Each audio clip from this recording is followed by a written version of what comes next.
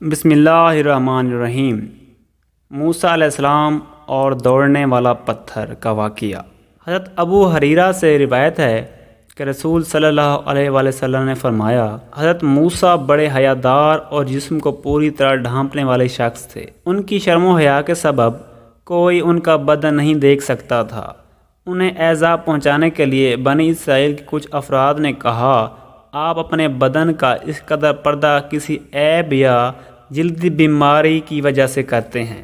اللہ تعالیٰ نے چاہا کہ آپ کا بے عیب ہونا ظاہر ہو جائے، تو ایک روز حضرت موسیٰ علیہ السلام نے تنہائی میں جا کر اپنے کپڑے اتارے اور ایک پتھر پر رکھ دیے، پھر نہانے لگے۔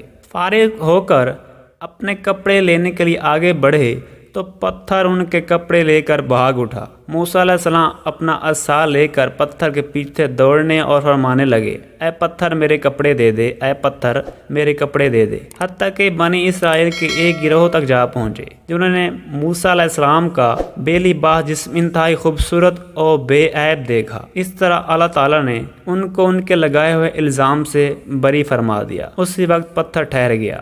آپ نے اپنے کپڑے پہنے اور پتھر کو اپنے عصا سے مارنے لگے۔ قسم ہے اللہ کی، موسیٰ کے مارنے سے پتھر پر 3 یا 4 یا 5 نشان پڑ گئے۔ حضور صلی اللہ علیہ وآلہ وسلم نے اس واقعے کو سنانے کے بعد فرمایا، اللہ کی قسم، پتھر پر ان کی اس ضرب کے نشانات ہیں، 3 یا 4 یا 5۔ اور اسی واقعے کی جانب قرآن کریم کی آیت مبارکہ میں اشارہ فرمایا گیا ہے۔ ترجمہ: اے ایمان والو، نہ ہو جو تم ان لوگوں کی طرح جنہوں نے موسیٰ کو ایذا پہنچائی۔ پھر اللہ نے ان کی برت ظاہر فرمائی اس بات سے جو انہوں نے بنی اسرائیل نے کہی، اور وہ موسیٰ اللہ کے نزدیک بہت صاحب وجاہت و حسن تھے۔